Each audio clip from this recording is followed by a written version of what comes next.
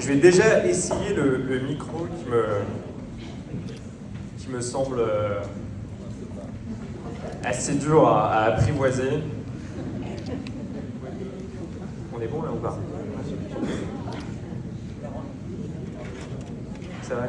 Et je tiens d'ores et déjà à remercier la personne que vous voyez en costume à côté de moi, qui œuvre depuis des jours, pour ne pas dire des semaines, à la bonne organisation de cet événement. Donc je pense que déjà, vous pouvez réserver un tonnerre d'applaudissements à mon attaché parlementaire, Christophe Corot.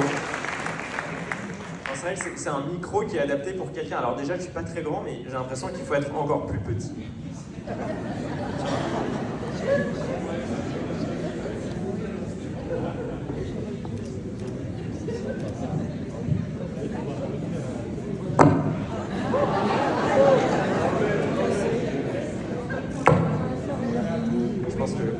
Vous avez sous-estimé ma taille.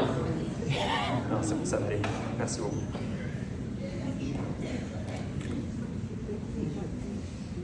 Bon, chers élus, chers amis, chère équipe, je vais vous faire un aveu encore plus lucide quand je vous vois tous réunis aussi nombreux.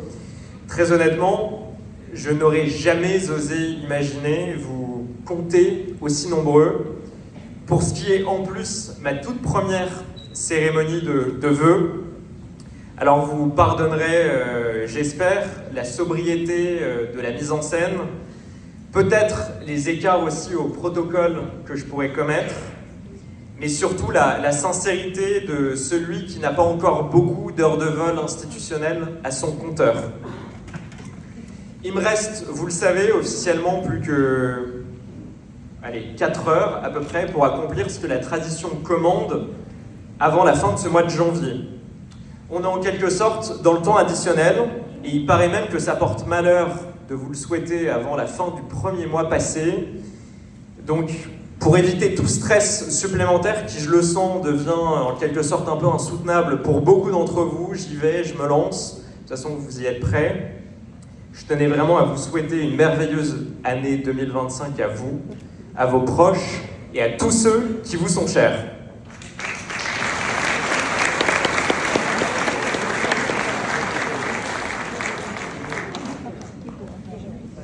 Je devine d'ailleurs le soulagement de beaucoup d'officiels qui sont dans les premiers rangs, qui en sont d'ailleurs à leur 74e cérémonie en 31 jours, qui n'osent même plus chez eux, droit dans les yeux, regarder leur balance, qui en viennent à avoir des espèces de sueurs nocturnes, à se réveiller en pleine nuit, la main tendue, et à dire « et la santé d'abord ?»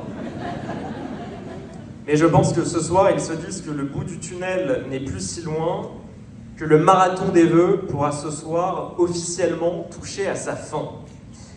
Je ne pourrais en revanche pas me permettre de continuer ce discours sans saluer de façon plus chaleureuse, que vraiment protocolaire d'ailleurs, l'ensemble des élus qui me font l'immense honneur, véritablement touchant d'ailleurs, de leur présence ce soir. Je dis bien l'honneur, car il y a quelques mois à peine, les rares discours que j'avais à prononcer étaient ceux d'un chef d'entreprise devant ses équipes, d'un chef d'entreprise devant ses clients, d'un chef d'entreprise devant ses actionnaires. Et je vais vous faire un aveu, le capitalisme, parfois, c'est être un peu plus musclé que la politique. Mais je n'avais quasiment jamais à faire de discours devant ceux qui ont la charge engageante de ceindre cette magnifique écharpe tricolore. Cette écharpe qui dit tout d'un engagement public. Cette écharpe qui dit tout d'un engagement au service d'un territoire, au service de causes justes et au service de la France. Alors je tenais tout d'abord à remercier, il a dû s'échapper, je tiens à l'excuser parce qu'il avait un protocole à respecter à l'Arena Sud de France, mais je tiens à remercier le maire de la Grande Motte pour l'accueil qu'il vous a réservé ce soir. Je tiens à remercier aussi sa première adjointe, Isabelle Berger, son équipe, venue nombreuse, et son directeur de cabinet, un certain Charles, que beaucoup d'entre vous connaissent, comme quoi Charles est peut-être aussi une une bonne caractéristique pour la Grande Motte, et je tiens évidemment tous à les remercier. Je tiens à les remercier aussi, en particulier le maire de la Grande Motte, parce qu'il a été l'un des premiers à m'ouvrir les portes de sa mairie quelques jours à peine après mon élection. C'était, souvenez-vous, à l'heure où à Paris, des bancs de la France Insoumise aux macronistes, plus de 90 députés et même certains ministres de la République, se vantaient de ne pas nous serrer la main. Vous le savez, je suis issu de la même famille politique que celle du maire de la Grande Motte. J'ai été militant plus de 40 ans, plus de 14 ans. Plus de 40 ans, ce serait étonnant. Non, là, pardon, mais c'est un peu forcé, là. De toute façon, ça se voit en plus. Non, 40 ans, j'aurais commencé en CE1, enfin même pas. J'ai eu l'honneur d'être président des jeunes avec Nicolas Sarkozy, et il m'a appris une chose, c'est celle de ne jamais considérer que celui qui ne pense pas comme soi est un ennemi à mépriser. Alors, même si nous n'avons pas tout à fait choisi le même chemin avec le maire de la Grande Motte, vous le savez, je pense que nous continuerons de façon très constructive à porter ensemble nos mêmes valeurs communes. Et le maire, comme son équipe, pourront toujours compter sur moi au service des grands Mottois, pour être à vos côtés, pour ouvrir des portes, pour faire avancer des dossiers et pour contribuer au rayonnement de cette commune si singulière. Cette commune à laquelle je suis tant attaché personnellement. Cette commune qui m'a confié politiquement sa confiance en juillet dernier à près de 70%, sans laquelle, il faut être très honnête, je ne serai pas devant vous ce soir. Et vraiment, je mesure tout ce que je vous dois, même 6 mois après cette élection. Je voudrais également saluer et remercier chaudement 2 députés présents dans la salle qui me font l'immense plaisir de leur présence ce soir. C'était d'ailleurs un peu inattendu car ils viennent de loin. Je suis certain qu'ils avaient 1000 autres choses à faire de leur soirée, déjà à commencer par la passer avec leur fils, avec leur famille. Je voudrais vous dire, chère Stéphanie Galzi, cher Julien Gavaron, eh bien, vous qui m'avez fait confiance et accompagné dès les tout premiers jours, ou devrais-je dire les premières secondes de ma candidature, je m'en souviendrai toujours. Je voudrais vous dire toute la fierté que j'éprouve de partager les bancs de cette assemblée avec des députés aussi talentueux et aussi concernés sincèrement par la France. Merci vraiment infiniment de votre présence. Je voudrais également avoir un mot tout particulier pour les maires de ma circonscription, qui me font l'honneur de leur présence. Le maire de Val'Ergue, notamment, cher Gérard Ligora, qui m'a permis ce soir, c'est une confidence, de le tutoyer. Vous avez eu la délicatesse, il va falloir changer le discours, et la hauteur républicaine d'assister à l'inauguration de ma permanence, qui était une première pierre symbolique et hautement importante pour le jeune député que je suis.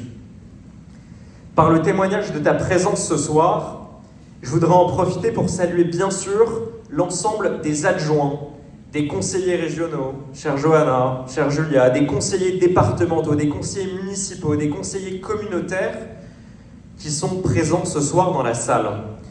Vous êtes le cœur battant de notre démocratie. Vous ne comptez pas vos heures pour un territoire, une histoire et des habitants que vous avez raison de chérir. Merci infiniment d'être là. Je voudrais que nous ayons aussi une pensée pour un absent qui s'est mis en retrait temporairement de la vie politique et de ses fonctions depuis quelques jours. Vous le voyez, je voudrais évidemment rendre hommage au maire et président de l'agglomération de Lunel. Je formule le vœu le plus sincèrement du monde que 2025 le voit revenir en forme. Pour lui, surtout, pour sa famille d'abord, et pour l'ensemble des projets ambitieux qu'il a pu initier depuis quelques années.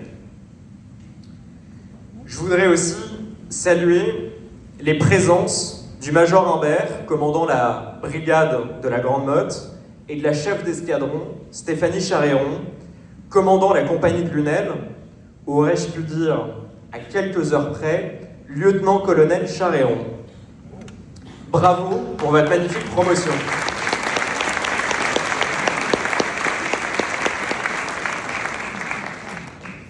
Bravo pour votre magnifique promotion qui fait honneur à votre parcours exemplaire, qui fait honneur aux nombreux succès des missions que vous menez inlassablement contre les trafics de stupéfiants, contre les atteintes aux biens, contre cette délinquance de plus en plus violente et protéiforme. Sachez que ma reconnaissance, notre reconnaissance pour vous, votre travail et celui de l'ensemble des gendarmes de vos unités est totale. C'est effectivement une chance immense pour notre territoire de compter des serviteurs aussi exemplaires. Le directeur de la police municipale de la Grande Motte, Jean-Michel Weiss, est de cela. Merci infiniment de votre présence ce soir, cher Jean-Michel, et de votre engagement.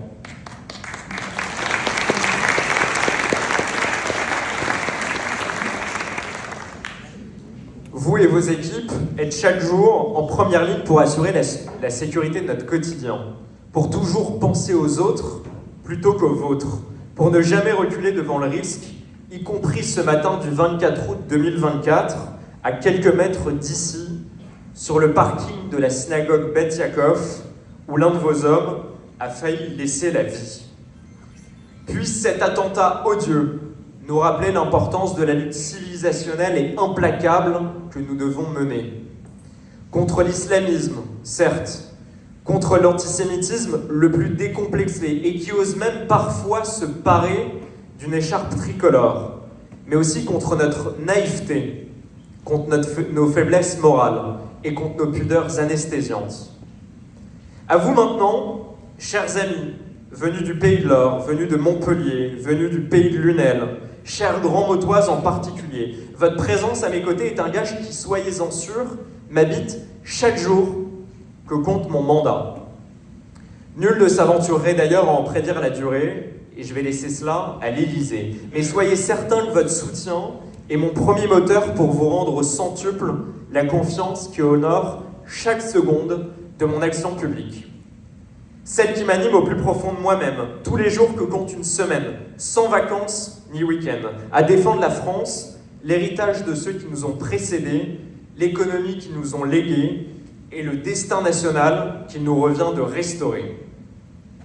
Et quelle plus belle terre pour continuer à être passionnément français que cette 9e circonscription de l'Hérault. Terre de contraste, qui dit tout de la complexité hexagonale. Un pays miniature creusé d'enjeux si variés. On compte Montpellier d'abord.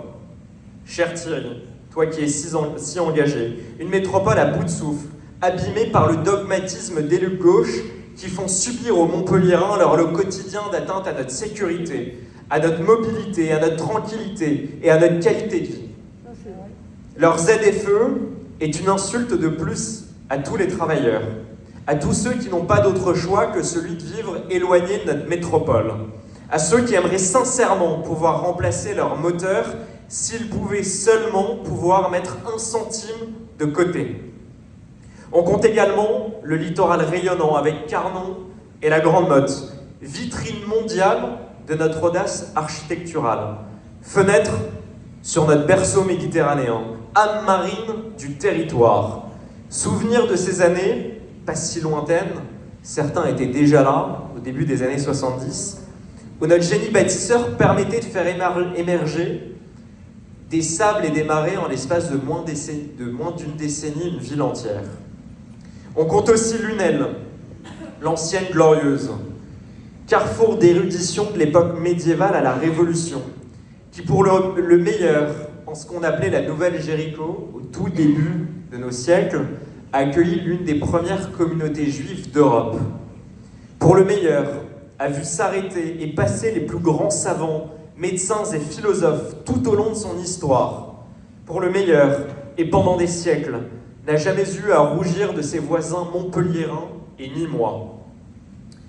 Mais Lunel qui, ces dernières années, pour le pire malheureusement, vous le savez, a fait couler beaucoup d'encre.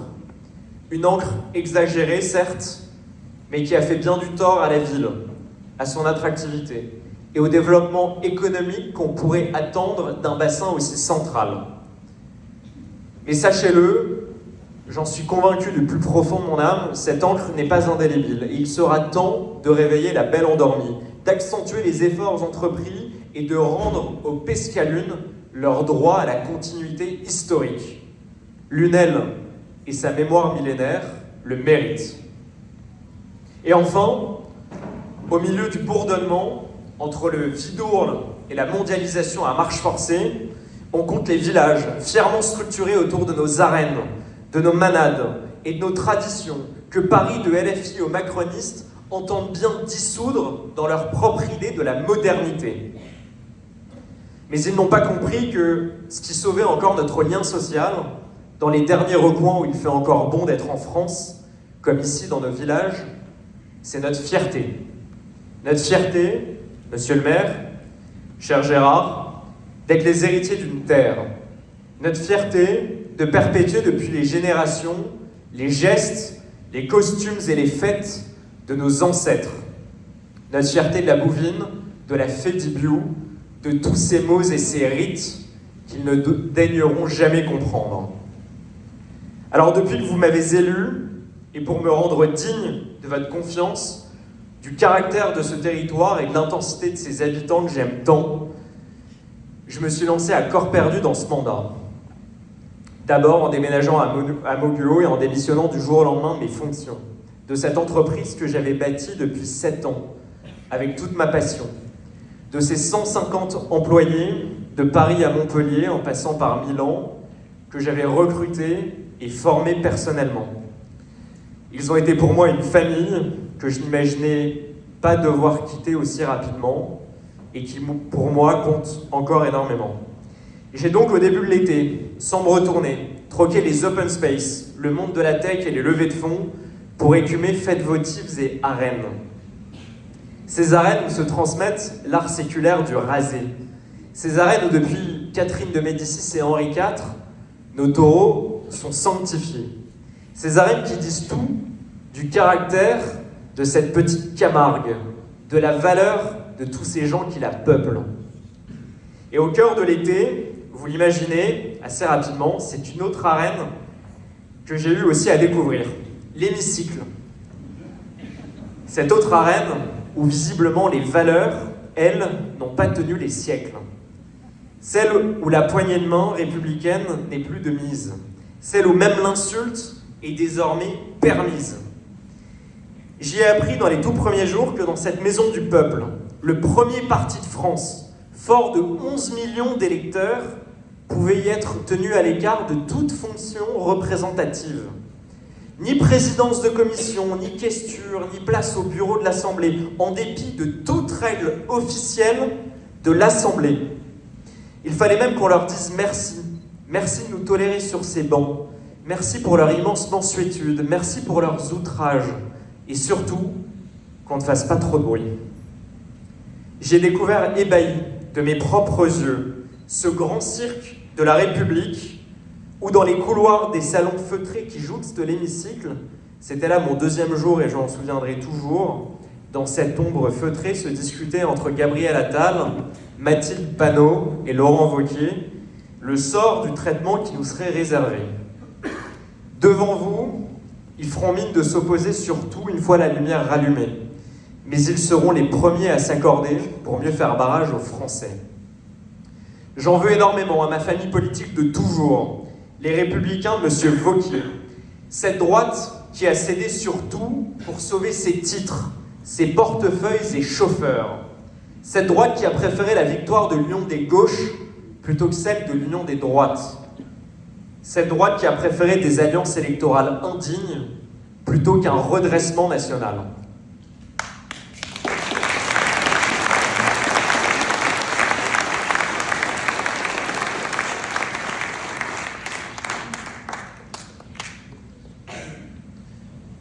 Plus de la moitié de leurs députés ont été élus grâce au désistement organisé de macronistes au premier tour, vous le savez, et de désistement tout autant organisé de l'extrême gauche au second tour.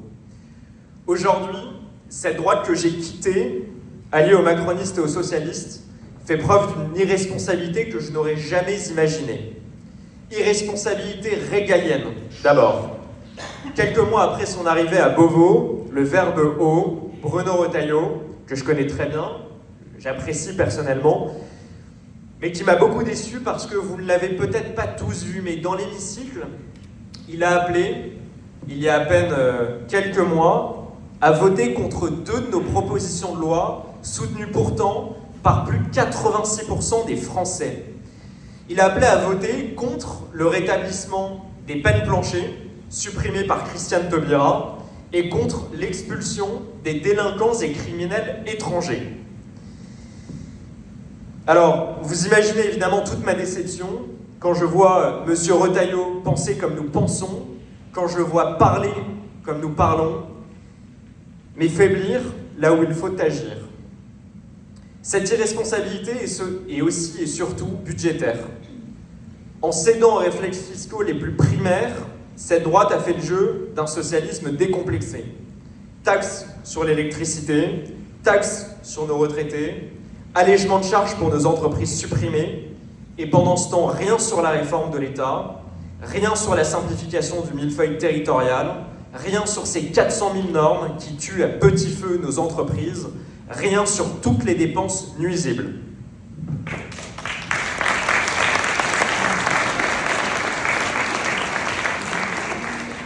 Bon, je vais finir à Capella.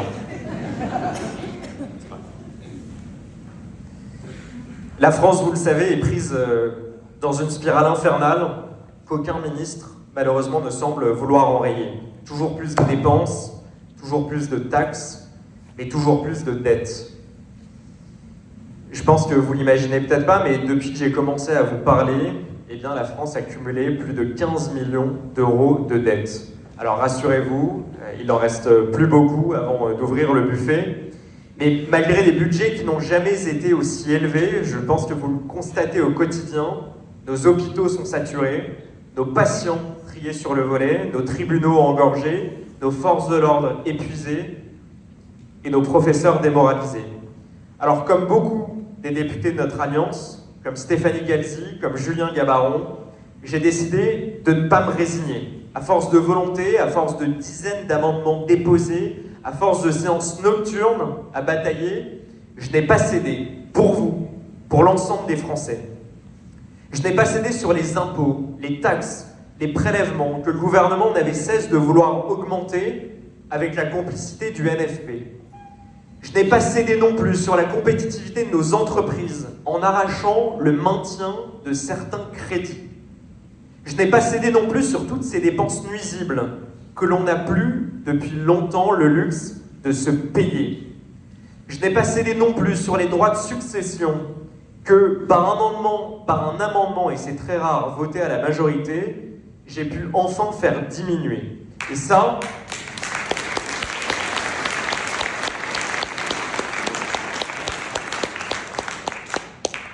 ça, vous le voyez, c'est du concret, et avec l'UDR et nos alliés du Rassemblement national, tout ce travail a été récompensé. Et ce combat acharné pour défendre nos entreprises, pour soutenir nos travailleurs, pour protéger le pouvoir d'achat des Français, m'a même valu, et j'en suis très honoré, d'être nommé il y a quelques jours à l'Assemblée président du groupe d'études sur la simplification. C'est un groupe d'études transpartisan qui sera au cœur de l'actualité, alors que s'ouvre dans quelques semaines à peine, à la fin du mois de février, début du mois de mars, l'étude du projet de loi du gouvernement sur la simplification.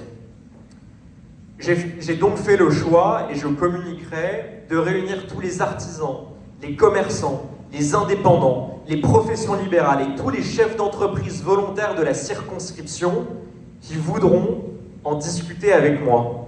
Et je leur fais un serment, c'est celle de leur présenter le texte et de transformer toutes leurs idées, leurs requêtes et leurs inquiétudes en amendements.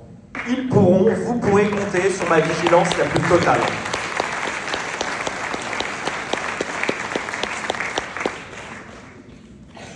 Alors au-delà de cet impératif de simplification, d'autres urgences aussi au plan national méritent tout autant notre attention. Et soyez-en sûrs, je ne les oublie pas. Je n'oublie pas nos agriculteurs, nos viticulteurs qui sont à bout de souffle, ignorés et baladés, qui crient chaque jour un peu plus leur détresse. Je n'oublie pas les épreuves qu'ils traversent, celle d'une profession qui subit le plus grand plan social depuis ces dernières années. Cette profession qui pleure à peu près chaque journée un peu plus de 2 suicides. Celle d'une profession accusée par l'Europe, par les écologistes, par l'OFB, cet office de la biodiversité qui descend dans les exploitations armées. Ils sont payés par nos impôts pour humilier ceux qui nous nourrissent. Ce sont par exemple eux, les fameuses dépenses nuisibles. Alors pour porter la voix de nos agriculteurs, j'ai choisi, dès les premiers jours de mon mandat, de siéger dans la commission des affaires économiques. J'ai reçu leurs syndicats à l'Assemblée, j'ai défilé avec eux à Montpellier, j'ai défendu leurs demandes devant les différents ministres.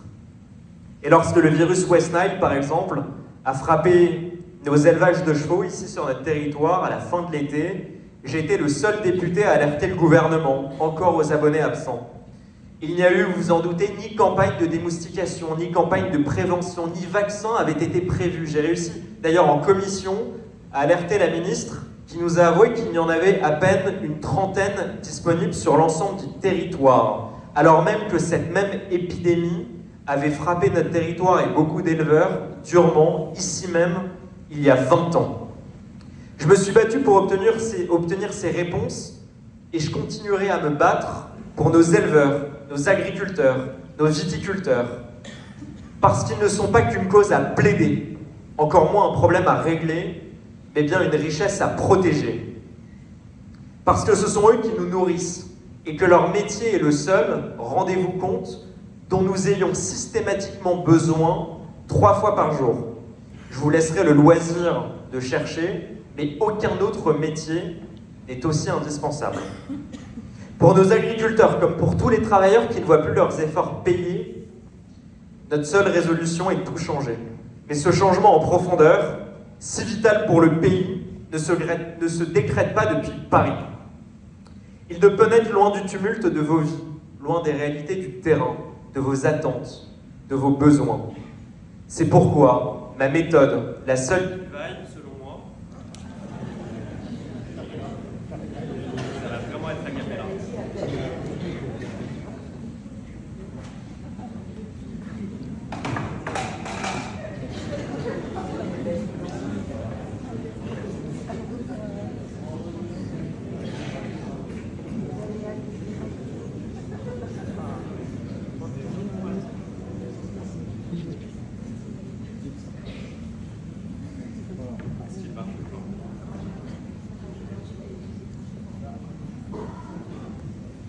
Est-ce que vous m'entendez? Oui. Parfait. Bon, c'était un intermède pas très musical, mais que vous pardonnerez. Mais ce que je voulais vous dire, c'est que, selon moi, depuis que j'ai été élu, la seule méthode qui vaille pour vous, pour notre territoire, c'est la proximité. Parce que depuis que j'ai été élu, je me fais une haute idée de ce que doit être un député. Un député, c'est avant tout un élu qui écoute avant de parler. C'est un élu qui agit lorsqu'il promet. Être député, c'est porter la voix de ceux qu'on n'entend pas. C'est être le relais de vies modestes, des luttes invisibles et des espoirs oubliés.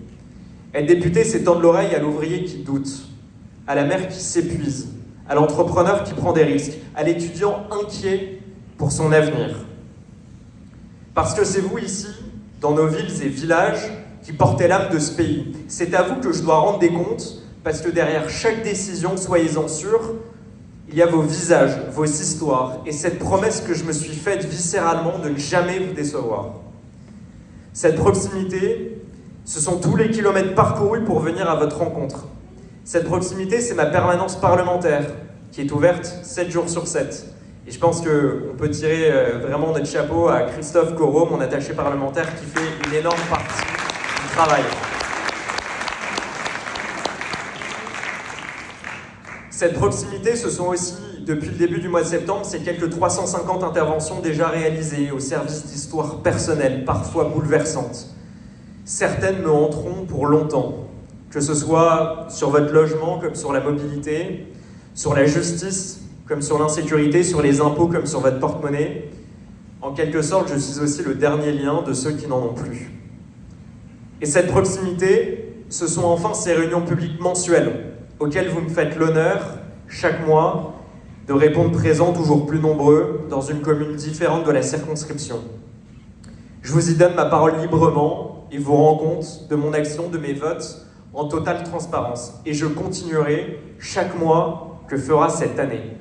Alors sur les prochains mois, sur les 3 prochains mois, et je vais conclure bientôt, le cœur de mon action, je le dédierai notamment à nos manadiers, à ces gardiens de nos traditions ancestrales, à ces hommes et ces femmes qui font vivre notre territoire et qui entretiennent son âme. Leur métier, c'est bien plus qu'une simple activité. C'est une culture, une identité, le pan entier d'un patrimoine à protéger.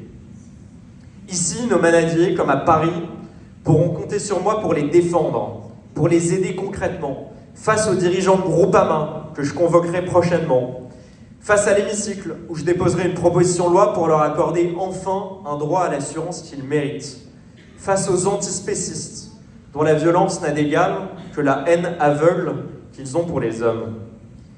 2025, enfin, sera l'année, je l'espère, d'une forme de renaissance héroltaise, que j'appelle de tous mes vœux. Lors de ma prochaine réunion publique, en février, j'aurai l'honneur de vous dévoiler le lancement d'un grand projet qui m'est cher. Un projet ambitieux pour le territoire auquel aucun élu jusqu'ici ne s'est encore frotté. Un projet sur lequel je travaille depuis de longs mois, encadré par nombre de personnes aux talents et aux idées tellement fécondes qu'elles méritent toute ma détermination, et ce soir, elles sont quelques-unes dans la salle, et je sais parfaitement qu'elles se reconnaîtront. C'est un projet qui mêle fièrement culture et nature, biodiversité et attractivité, tradition et ambition. Et vous vous en doutez, je n'ai qu'une seule hâte, c'est celle de vous en dire plus. Alors, chers amis, pour conclure, laissez-moi vous redire combien je suis fier d'être votre député, fier d'être le témoin de Français engagés, le défenseur d'un peuple enraciné. Je voudrais d'ailleurs adresser un tout dernier hommage à l'ensemble des représentants de notre tissu associatif. Les meilleurs pour la fin. Vous m'avez fait la joie ce soir, nombreux, de venir m'écouter. Permettez-moi d'ailleurs d'avoir un mot de remerciement particulier pour une dame de l'association Au fil du temps. Quel merveilleux nom d'ailleurs pour honorer un projet de généalogie et d'histoire locale que certains d'entre vous connaissent probablement. Elle nous fait l'honneur de sa présence, elle qui n'est autre que l'épouse du regretté monsieur Henri Dunoyer, maire de la commune de la Grande Motte pendant près de 10 ans. Et c'est une fierté d'avoir tenu ce soir, vous vous en doutez, cette cérémonie de vœux dans la salle qui porte comme nom son souvenir.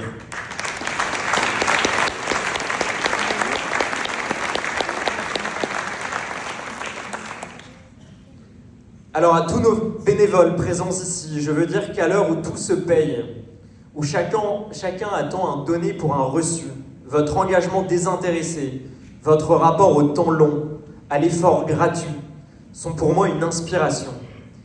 J'ai d'ailleurs fait le choix d'être à vos côtés dès le premier jour, à Carnon, cher Pierre Martin, pour venir en aide aux sinistrés espagnols victimes des inondations à Valence, à Lunel, auprès du Conseil citoyen, cher Bernard, à Marcillargues, auprès d'associations d'aide au handicap, à Saint-Onès aussi, avec la communauté Emmaüs. Alors je voudrais tous vous prendre en exemple pour vous dire qu'il ne faut jamais désespérer. Car oui, certes, notre pays traverse des heures difficiles. Oui, parfois, la France vacille.